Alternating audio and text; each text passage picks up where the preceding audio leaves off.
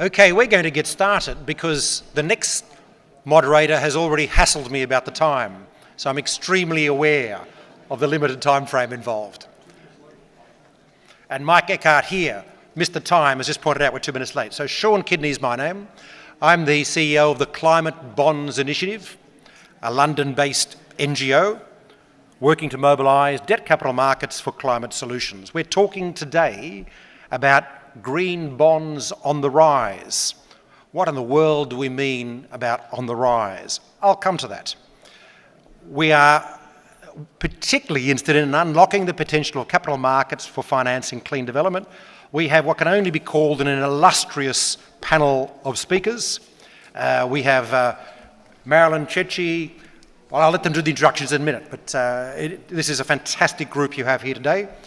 We're going to explore the opportunity, which is what this game is all about. First, just as an introduction, what is happening? Why are we saying green bonds on the rise? Well, this is a labelled green bond market where proceeds are earmarked for environmental investments of one sort or another. It's a market that was kicked off by development banks some years ago in 2007, 2008, the EIB and the World Bank to be precise. It has grown to incorporate corporate and municipal and some asset-backed issuance in the past year. The proceeds of these bonds can go to things like renewables, green buildings, low-carbon transport or water. The advantage for many issuers is they can have multi-asset portfolios to issue a bond. Some of you will know scale is everything in the bond market.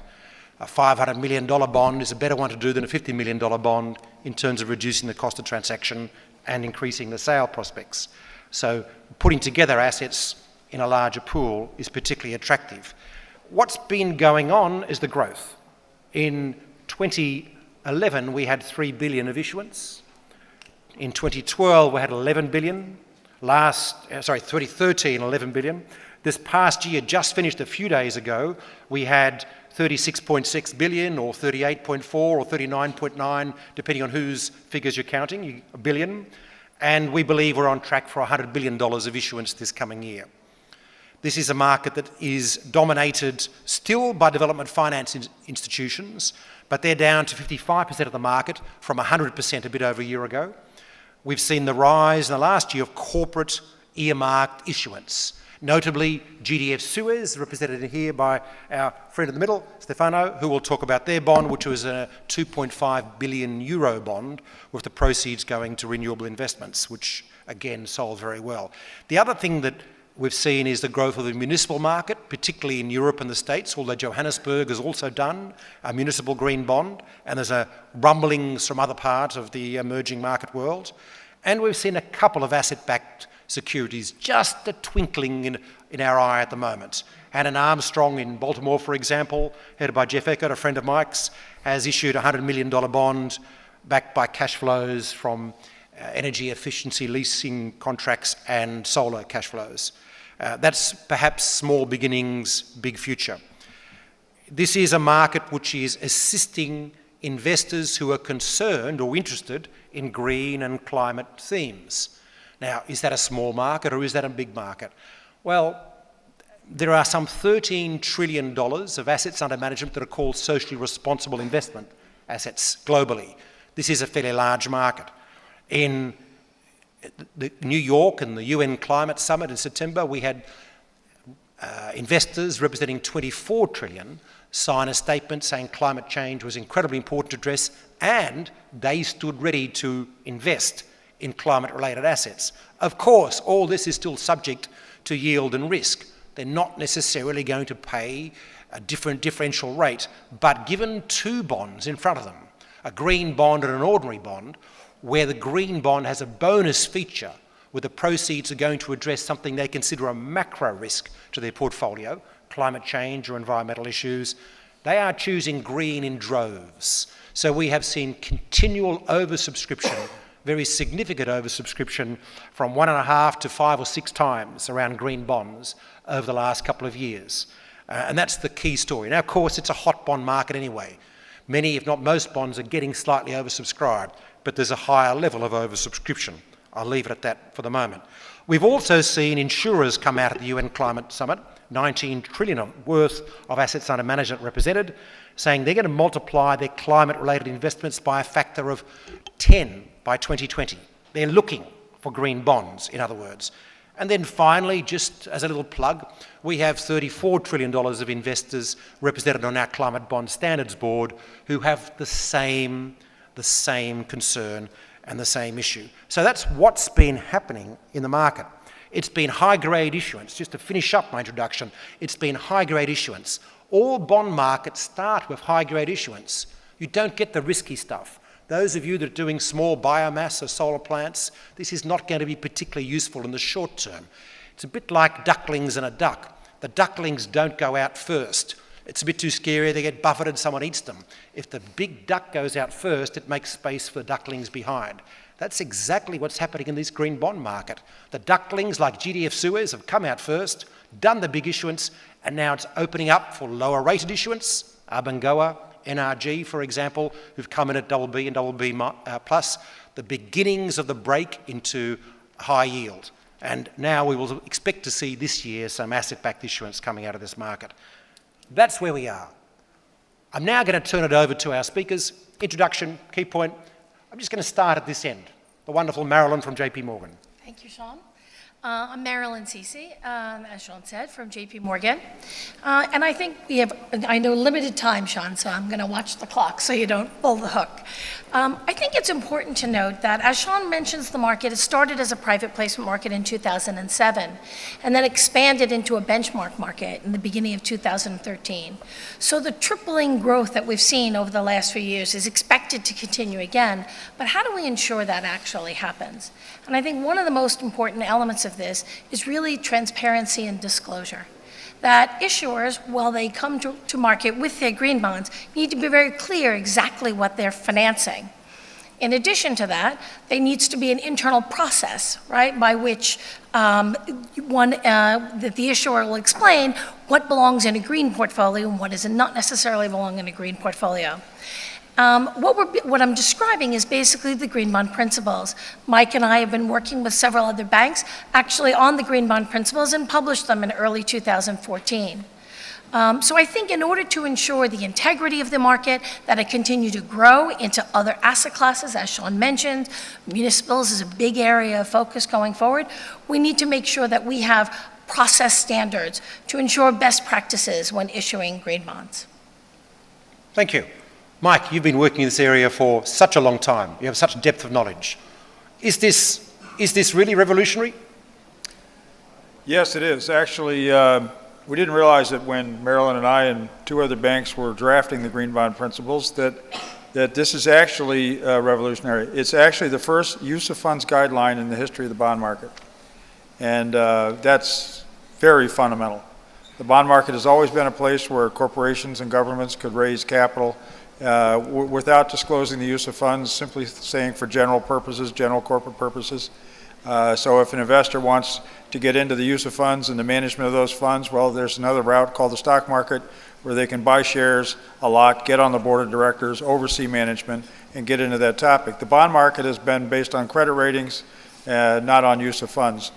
But as Marilyn alluded to, we were looking a year and a half ago to really, and those of us working on trying to scale up the investment in green energy or renewable energy or clean energy, and really take it to scale, take it to the $1 trillion a year that we all know is needed to address the climate change goals that we have.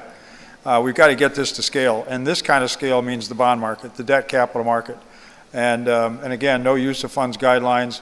And we were in a situation in 2013 where the World Bank and others, DFIs, were issuing green bonds then for 5 years. We realized the term green bond had been branded. It had become a brand, and corporates and municipals were coming after it, and we saw our clients doing this, wanting to issue green bonds themselves, and there were no guidelines whatsoever. And there was great concern among the environmentalists there would be greenwashing and so forth. Hence, the focus on not locking it down tight by defining what's green or something like that, and there's still work going on that. But instead, as Marilyn says, focusing on the integrity of the market, protect the market, create a market by writing a guideline that tries to ensure the integrity and the honesty of the green bond market. So there is no greenwashing, there is no misuse of funds. And the key to the green bond principles is the fourth of the principles, which is the obligation to report after the fact where the funds were actually invested, what specific projects. This has been written not as a benefit to issuers, it's an obligation on issuers. It's been written as a benefit to the investors. Now they know that they, under green bond, they know that they will find out, they will be reported on the actual use of funds so that they in turn can calculate the environmental and climate impact of their investments and report to their board of directors. So we're creating a market system here through this guideline. The guideline is now promulgated under a governance system where there's an executive committee, and Marilyn and I are both on that committee, and it meets monthly. Its entire purpose, its only purpose, is to update the green bond principles once a year so that there's more input to it, and we're getting lots of input to it. And work goes on, I would say, outside the principles on defining what's green, on establishing third-party verifiers and certifiers, should that be needed or wanted, and other guidelines like quantitative measures and reporting systems, so that there's one coming forward this week, we know, to the committee, which is meeting tomorrow, or Thursday, I guess, and we'll be taking that up. As to how we deal with all the new systems and procedures and criteria and definitions that are now at work in the green bond market. Thank you. So Abigail from Aviva, of course, the big question is why? Why are you bothering as an investor? And you have been active in the green bond space as an investor. I think it's worth pointing out we're not SRI investors, we're mainstream investors, and picking up on what Mike said about scalability, that's really pertinent here. So you've got the pool of capital for SRI investors to go to, but in terms of really making this scalable, you need to get green bonds on the radar of mainstream investors. And that goes some way to address the question why.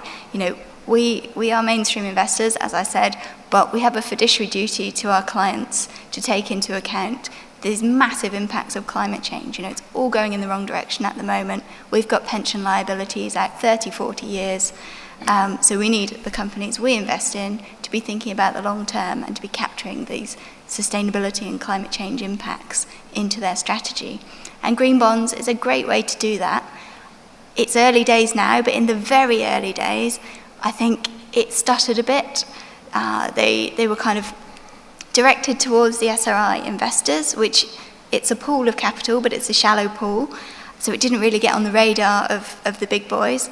And secondly, it wasn't, they just weren't big enough. You know, sometimes there was issues of 50 to 70 million, or, you know, we could buy 100 million just like that. So, we wouldn't want to buy it all. So there's the liquidity issue for us as well. But as investors, we're really hungry for green bonds.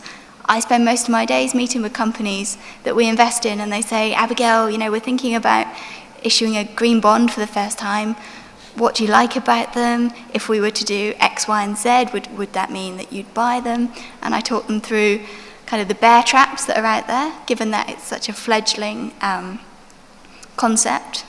And I also talk about things like the green bond principles, reporting, making sure there's third-party assurance, all the things that we like to see to get the comfort that it's future-proof. Future-proof, interesting term. GDF Suez, Stefano.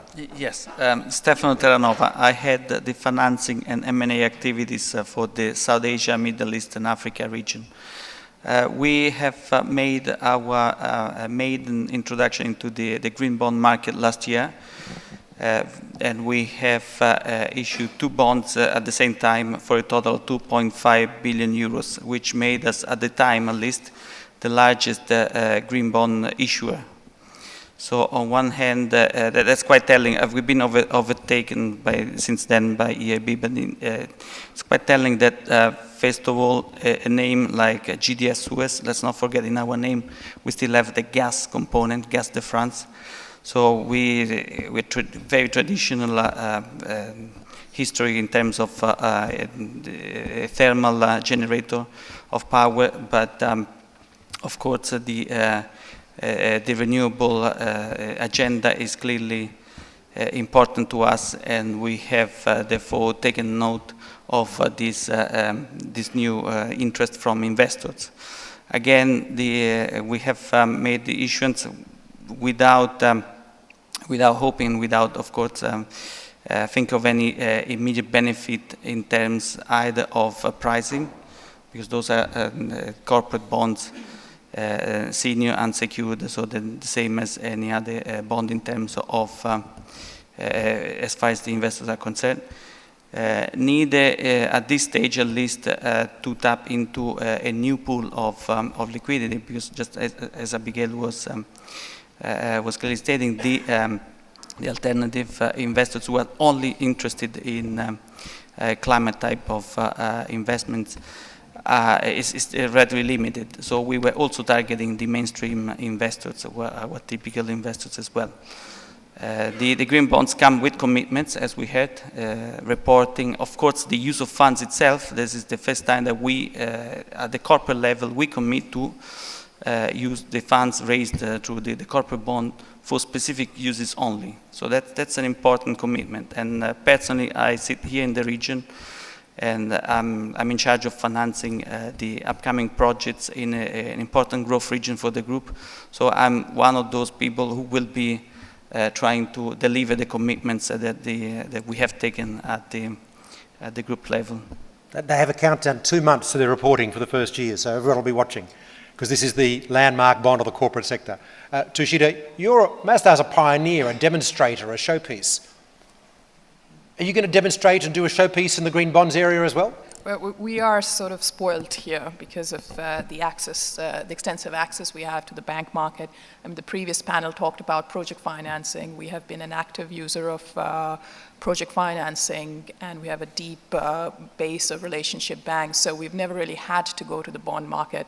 But I think it's an interesting development, and although the market is relatively fledgling for green bonds, if there is increased level of interest from investors, and as investors get more comfortable with the concept of green investing, perhaps what would be very interesting for us as issuers would be to also look at green project bonds, where it's all asset-backed, and we can see it as a realistic alternative to the bank market issuance that we currently have access to.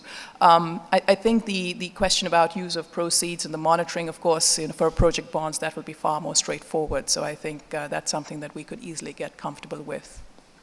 Thank you. Now, Nassim, of course, S&P, we have to be very careful what S&P say and what they, and listen to every word. So we're going to ask you, does this terrify you, this green bond market, or do you feel a strong sense of comfort about it? It certainly doesn't terrify us. I mean, it's. I think it's worth keeping in mind that the credit risk elements don't change just because a corporate issues a green bond or a conventional bond, and likewise if it was a project or a structured bond. So from that perspective, that's fine. I think where we see it at the moment is you have a lot of positives.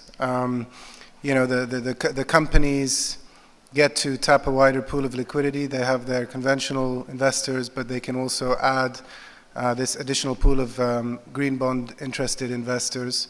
You have the investors who are happy because they're subscribing to these very, very comfortably.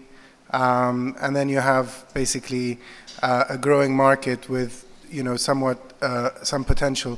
I think it's like, in a sense, the Islamic finance market, because that also grew to 100 billion quite quickly. The challenge is the next stage, as Sean indicated. How do we move to the next phase beyond the 100 billion? To do that, you have to start looking at structures that go beyond the pure recourse. And we are seeing some, like the NRG deal that we rated recently a few months ago. It was below investment grade. So most of them are sort of rated single A, triple A, these green corporate bonds. But NRG was rated below investment grade. And it was, deriving its cash flows from a pool of portfolio of assets. So I think the next stage will require, if you like, some scale, as one of the speakers mentioned. Scale will be key to get bonds out. But it will also require some more clarity on the certification aspects. And I think also ultimately, because it's such a specific sector, there will need to be some, government and regulatory support for the sectors to push, if you like, the growth, because there might be an issue with the assets available, if you like, to enter into this market as well. So I think, those are some of the things to watch into the next phase. But certainly, we'd like to, be a part of it. And, this region obviously has a few entities that would appear as candidates.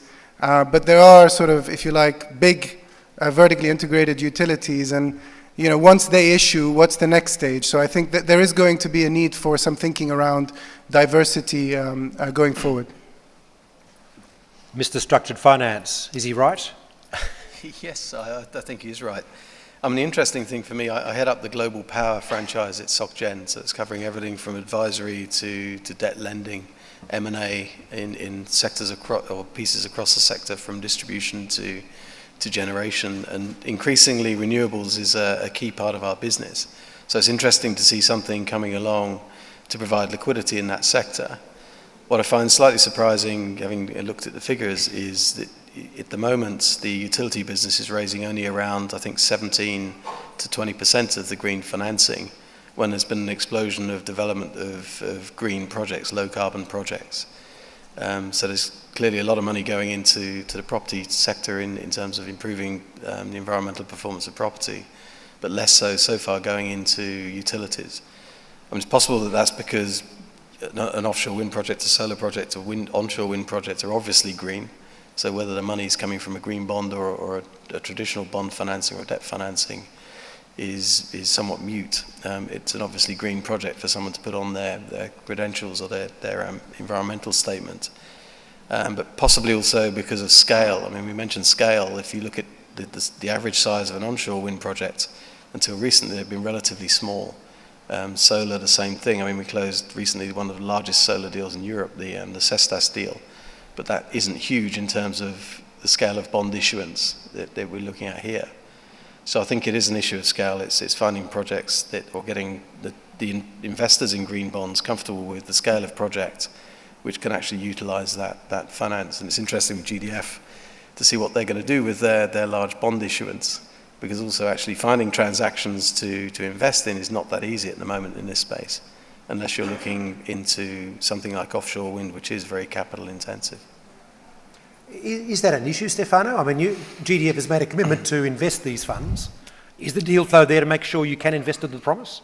I think it is. It is challenging. For sure it is challenging, at least if I look at my region. Well, for a start, this region here, until recently, we would not even be thinking or talking about renewables in the Middle East, for example, but now we have many countries that have started programs which are quite successful. And of course, the success is spreading to other countries. In Africa, for example, from here we also cover India. India is another huge potential market. So I think the opportunities are there. It is a crowded market, especially for a more traditional player like ourselves, which we are used more to the large-scale thermal power plants. So when we go and look for the renewable projects, green projects, for us green projects means, of course, renewable energy. These tend to be on a much smaller scale, and the competition that we face is more numerous, of course, and also different. So we are learning how to play on a different playing field. Of course, this is as far as I'm concerned within my remit. Of course, Alan was mentioning offshore wind. And back in France, we are looking at very large offshore wind transactions. So globally within the group, I think we will have sufficient access to opportunities. But nonetheless, having made the commitment and having raised 2.5 billion euros, which is a substantial amount, especially when many projects are further financed at the project level. So the 2.5 is only the equity component, let's not forget. So that means quite a large number of projects, and definitely that the commitment will focus our minds. We'll start accelerating the shift, which we are already making here on the ground in the business development front, on how we want to grow the business and what are the priorities in terms of growth. So you've got a challenge, but you think you're okay, is the summary? Yes, that's exactly the summary, yes. I think we can make it, but we will have to be really focused and really prioritize certain investments. Marilyn, can I ask you to make a comment because about refinance? GDF Suez have got a particular stress around allocating the projects, but of course many bonds have used existing pools of assets, haven't they? That's right. And it's particularly important, Sean, that we give that ability because some of our issuers, for example, the multilaterals, will lend money quite long dated but fund it quite short. So they need that flexibility and that ability to refinance these projects. Otherwise, it just doesn't work. Not all investors will match, let's say, a 20-year duration of a long project. Thank you, Mike. I was going to get you to pick up Alan's comment, but first, this is question time. So if you have questions, send them through the iPad. If worst comes to worst, put your hand up, and we'll try and field a few questions. But Mike, I just wanted to pick up Alan's point about solar and money going into property and solar not being included. You kind of have a view on that, whether solar is green or should be deemed green. People aren't issuing as many renewable bonds in the green bonds market. Is that actually true? Is the money actually going to property? What do you think about this difference about whether renewables should just be deemed green, doesn't need the green bond market? Well, the other aspects to your other question, I'll get to that one, the revolutionary nature of this is the whole SRI ESG movement has to date in the financial community focused on how green are you? You know, it's evaluating in the equity markets, how green is this company? And that was really looking backwards, and I think that's fine, that should continue. But there was no attention, no vehicle for how green is your next use of funds? And, you know, are we going to get to our climate goals by having only favoritism to green companies that somehow got there in their wisdom in the past? Or is it really all about how we invest the next dollar or pound or euro? That's the real issue. And that's what this addresses. The green bond market addresses how green is your next use of funds, not how green are you. And this is a breakthrough in terms of, I think we now have confidence that we can get to that $1 trillion a year because every company can issue a green bond if their next use of funds is green. Then the question is, what is green? And I think with some maturity and astuteness, we decided in drafting the green bond principles that we, the banks, were not going to be accepted as the definer of what is green. Instead, we would just protect the integrity of the market, which is our job anyway. In a way, the green bond principles is nothing new. It says that we want integrity and transparency. And so now the debate goes on what is green. And one of the reasons that we wrote the green bond principles is because the environmental groups were telling us there will never be a single definition of green that can be accepted in China, India, Africa, the United States, Europe by environmental groups, banks, investors. Is everybody in the world going to... And, you know, I had a conversation with the president of Moody's the other day, and he was concerned about whether they should wade into the space because there was no definition of what is green. And we had a laughing conversation because I asked him, well, if you need a definition, let me ask you a question. Can you give me the definition of creditworthy? And the very existence of Standard & Poor's and Moody's is because there is no definition of creditworthy, and therefore they have developed a system and a scale to deal with that. I think where this is going is creative people are going to develop a way of measuring and articulating what is green in something other than words, that solar, wind is green, but somehow natural gas is not green. We're going to have a rating system, I believe, and it will take a couple of years to answer your question on what is green. It's not what is green, but what is the system by which we discuss what is green. Great point, Mark. And I'm hoping S&P and Moody's comes up with that system. Stefano, a company, you wanted to make a comment, but a company that isn't necessarily seen as green but has green assets. Is this important for you, this development, do you think, in terms of recognising the nature of renewable energy projects? Is this a... Absolutely. As I was saying in the introduction, I mean, we are, by nature, we are in the gas space, gas generation and thermal generation, so everything which is not green. So whereas the future, we realize that the future is more and more renewable. Even as I said, even in my region, where again we have 20-something assets in the GCC, which are all gas-fired, very standard, let's say, type of generation. however, in the last few years, we started moving with the market, and I cannot say that we were really fostering the initiatives, but at least we were following, and now we're deeply into the debate as to what is future-proof and what is the best investment strategies for us. So in the last few years, we've been more and more focusing on renewables, and both on the ground and then at the corporate level as well, that there is the recognition that we have, that we can make a commitment and we can tap into that the green bond market with a very serious commitment, which of course we will have to deliver upon. I've got a question here from the audience. How does an overseas bond subscriber get comfortable with enforcement of security and payout of proceeds in the bond issuance jurisdiction? I guess we're talking about making sure that the environmental criteria are confirmed there. Is that an issue, do you think, Marilyn? Is this, in your experience with your clients? It is an issue, but we need to be thoughtful about the process. And the way the market is set up right now is there are consultants that are providing second-party opinions and to at least evaluate the eligible project criteria that the issuer sets out. For many of our issuers, not all, but I would say most of our corporate issuers, we also have an audit function, sort of a follow the money trail, if you will, that's done on a yearly basis, where an issuer is required, as Mike was saying earlier, to report and provide that information. But there are no covenants in the bond. Right, so that's why it's particularly important that we make sure the integrity is there as issuers come in, that they in fact do report. A large part of the corporate issuers, actually, we were talking about this earlier, just began to issue between February and June of last year. So starting now, we will really see a lot of that reporting come through. And that'll be important to see how that actually is done. Okay. Abigail, can I ask you a question? Risks going forward. You're again the investor representative on the table. What do you see from your perspective as risks in this market?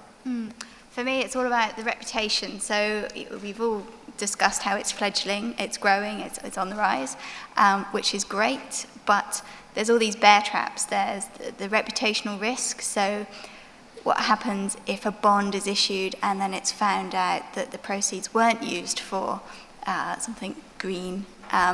What happens in that scenario? Do you then have the issuer buying back the bond at a higher price? Is that then not a moral hazard? And this is actually a question for the room. What does happen next? What is the best thing? My answer would be maybe buy back the bond at the price the day before the deficiency was discovered. But that's not a perfect answer, so I'm throwing it out there to everyone as well.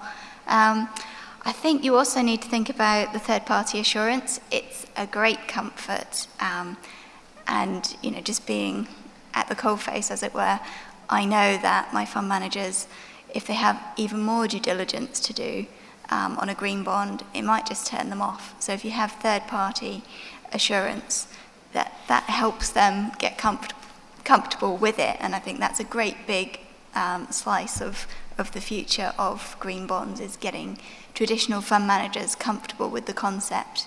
And I think the ideal scenario for me is my fund managers have got 2 bonds from the same company, both have got the same financial fundamentals, same spread. They go for the green bond because why wouldn't they? It's an extra cherry on top, and it also speaks to the long term.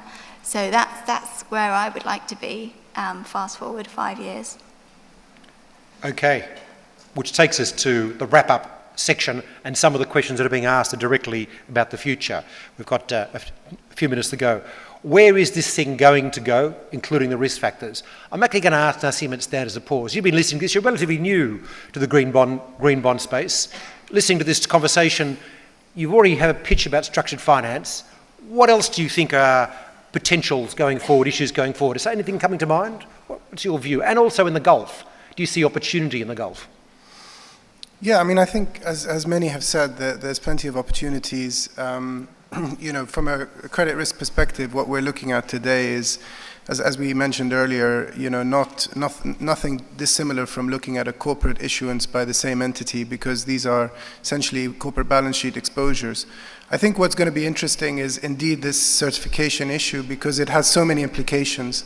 One implication is that the investors who are SRIs, will be more comfortable and confident in investing big swathes of money because they know that the certifications have been very, very much clarified.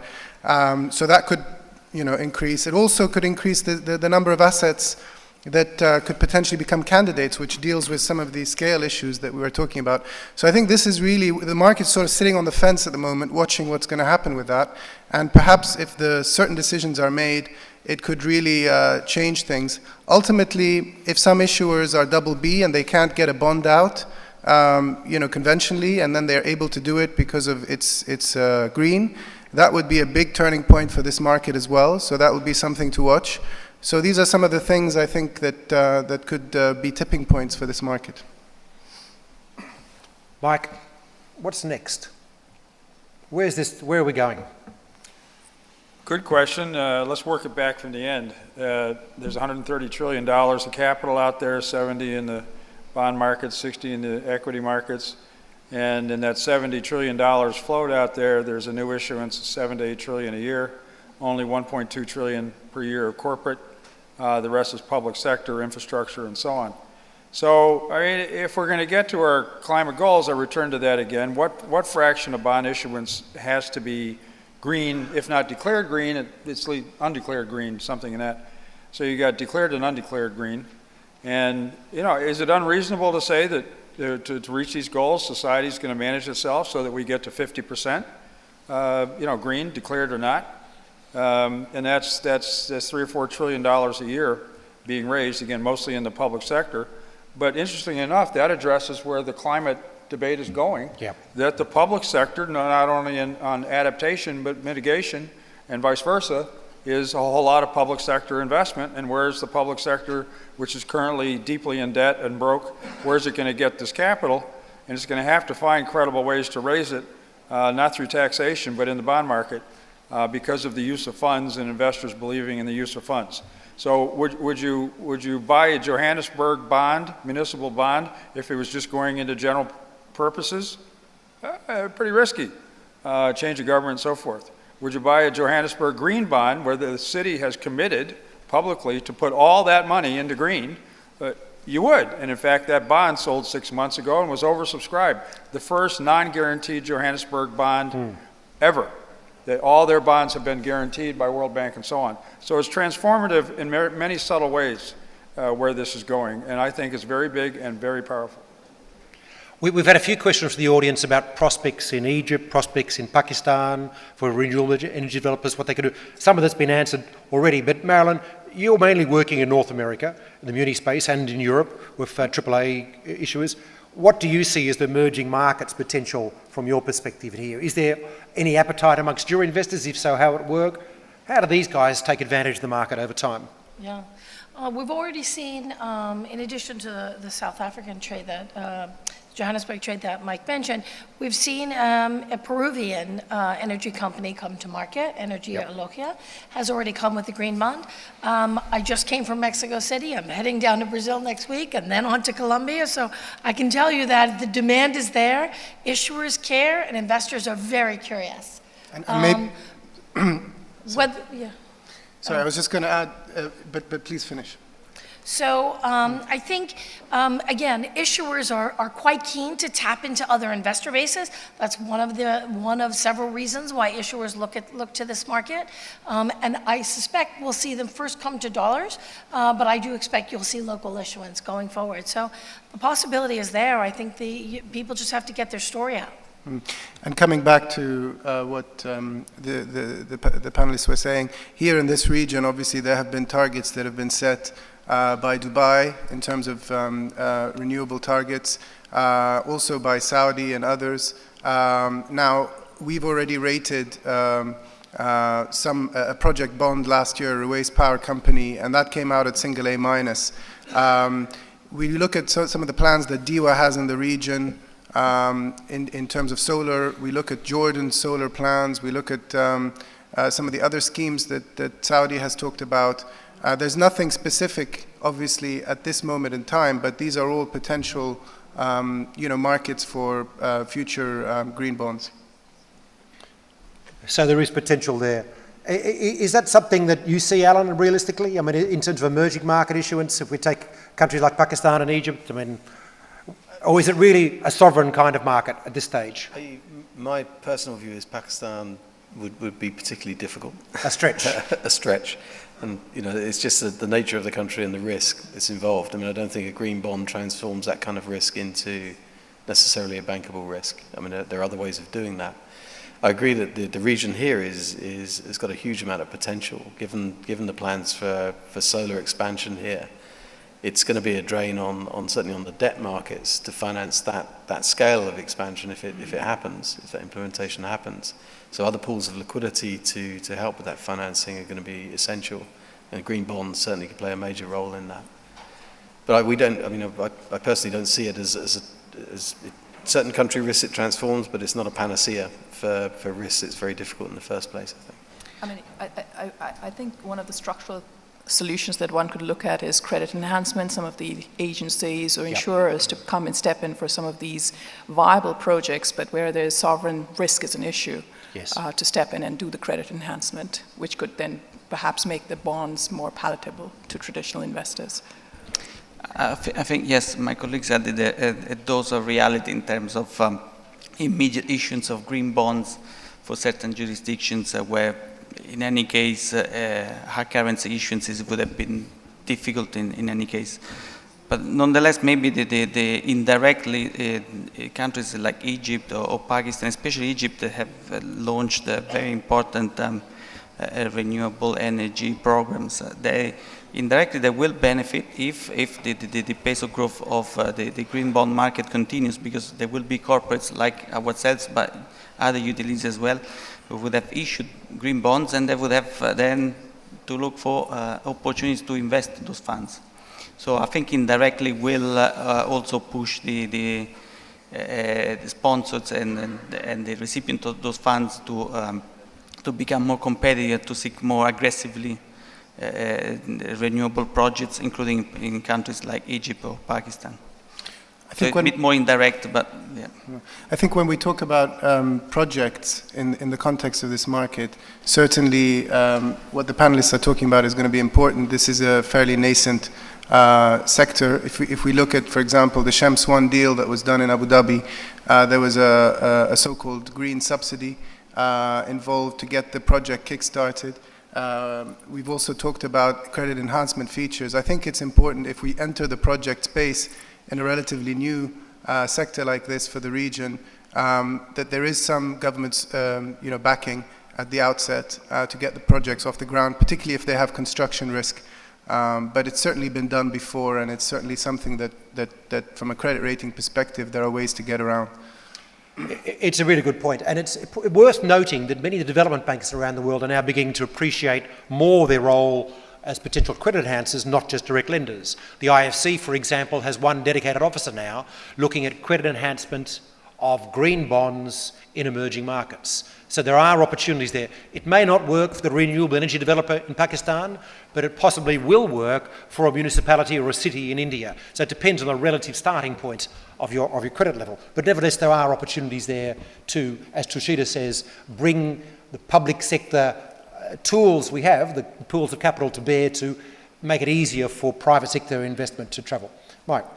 We're encouraging the Green Climate Fund at the UN to be a credit enhancement fund, not a lending fund, just to make this point.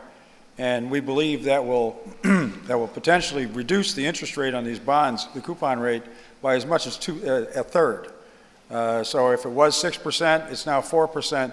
That difference in the cost of capital for green projects will shift investment decision-making around the world dramatically, much more than lending that money. So that decision is key to the future.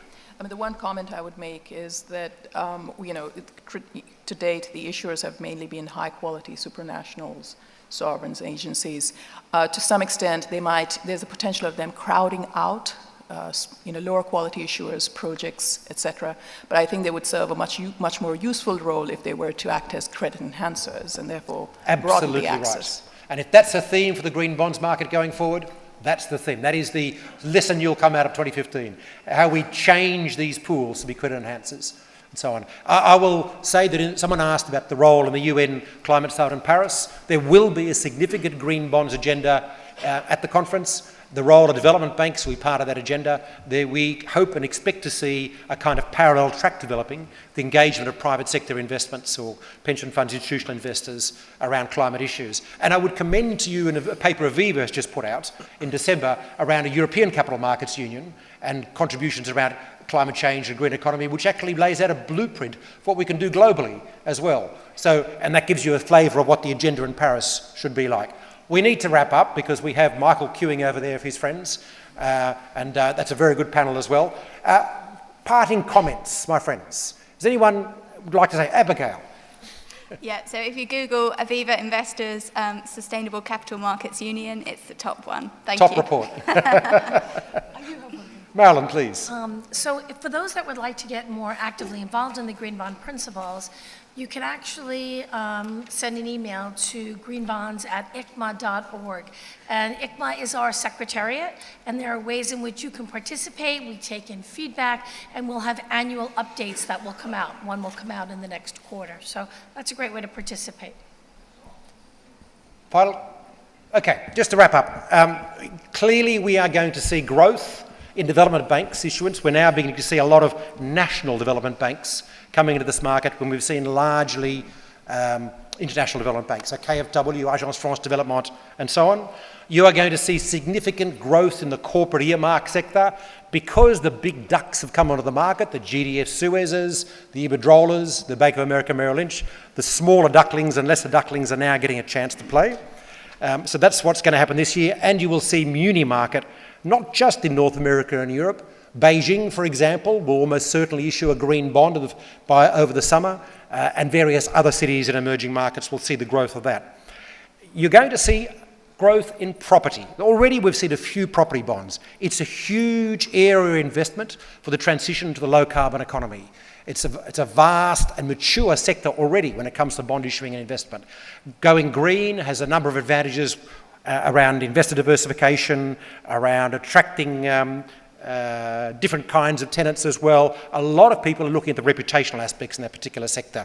That's where someone asked about PACE bonds. We see that as a subset of the property bonds, even though it's a particular kind of bond. We expect to see PACE to grow. The problem with PACE, which is a bond in the US around the energy efficiency retrofit of housing and commercial buildings, is the volumes are quite small, so getting scale. The growth is going to be hard. Getting scale will come from whole building related bonds. So if your building qualifies as green, you can issue a bond against it. The qualifications we'll discuss another time. Finally, China. We've been doing a lot of work in the last year with the People's Bank of China and the government in China. That's a rocket about to blow in terms of green bonds. We expect to see substantial movement there, which will see them as one of the major country issuers by the end of the year. We must never forget that what governments do is critical to drive a transition to a low-carbon economy. Whether that's the nature of renewable energy policy, whether it's the nature of feed-in tariffs, or whether it's the nature of mobilising pools of public sector capital as leverage tools, as we've heard today, all of these measures are critically important. Cornerstone issuance is also important. We may see some sovereign bonds in this particular area this year, but whatever, a fresh agenda for what governments can do to mobilise funds. And that's what you'll see developed in Paris later on in the year. We're going for 100 billion this year. We believe we'll see 300 billion in 2018, $1 trillion in 2020, so that we achieve Mike's objective of $3 trillion in a fairly short amount of time. This will be a growth market. Watch this space. Thank you, everyone, and please give a hand to our wonderful speakers.